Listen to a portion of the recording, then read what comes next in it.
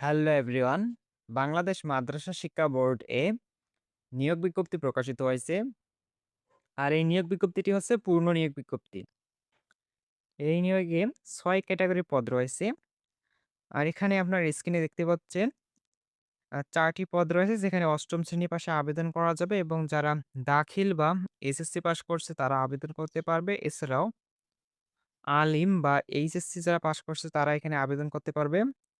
আবেদন কবে শুরু হবে? আবেদনের শেষ তারিখ কবে? কিভাবে আবেদন করতে হবে? আবেদন ফি কত টাকা? সেই বিষয়টি আমি ভিডিও শেষে আপনাদের জানাবো। তার আগে আমরা এখানে জানবো যে কোন পদে কিরকম যোগ্যতা লাগবে আবেদনের জন্য। আর এই নিয়োগটি হচ্ছে সরকারি চাকরির নিয়োগ। এখানে ১ম নাম্বার ক্রমিকে যে পদটি রয়েছে সেটি হচ্ছে অফিস সহকারী কাম কম্পিউটার মুদ্রাক্ষরিক। পদসংখ্যা রয়েছে ২৬ টি এবং আবেদনের জন্য যোগ্যতা লাগবে কোনো স্বীকৃত বোর্ড হতে।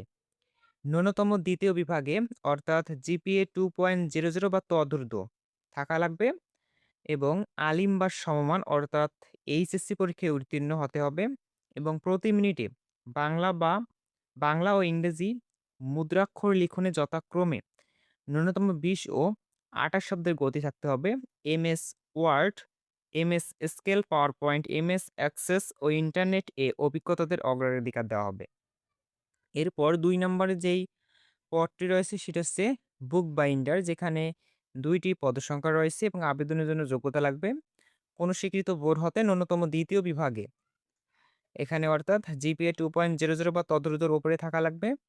আ দাখিল বা সমমান অর্থাৎ দাখিল বা এসএসসি পাস হওয়া লাগবে। আ এবং বিভিন্ন ধরনের বাধাইয়ের কাজে ৫ বছর অভিজ্ঞতা সম্পন্ন প্রার্থীকে অগ্রাধিকার দেওয়া হবে। এরপরে যে পদটি রয়েছে সেটি হচ্ছে বাত্রাবাহক।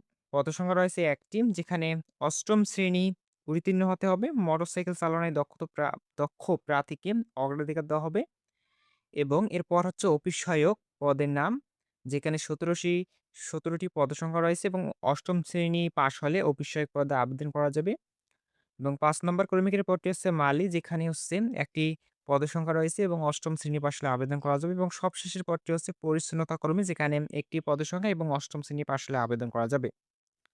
আর এই নিয়োগের কিছু শর্তাবলী রয়েছে। তার মধ্যে হচ্ছে নিয়োগের ক্ষেত্রে সরকারের প্রচলিত বিধিবিধান এবং সংক্রান্ত সর্বশেষ সংশোধনী অনুসরণ করা হবে। সকল প্রার্থীদের ক্ষেত্রে ১১ আগস্ট ২০২৬ তারিখে বয়স ১৮ হতে ৩২ বছরের মধ্যে হতে হবে। বয়স প্রমাণের ক্ষেত্রে এফিডেভিট গ্রহণযোগ্য নয়। সকল প্রার্থীদের বয়স প্রমাণের ক্ষেত্রে জন্ম সনদের ভেরিফাইড কপি দাখিল করতে হবে। এক জেলার বাসিন্দা অন্য জেলার বাসিন্দা হিসেবে আবেদন করতে পারবেন না।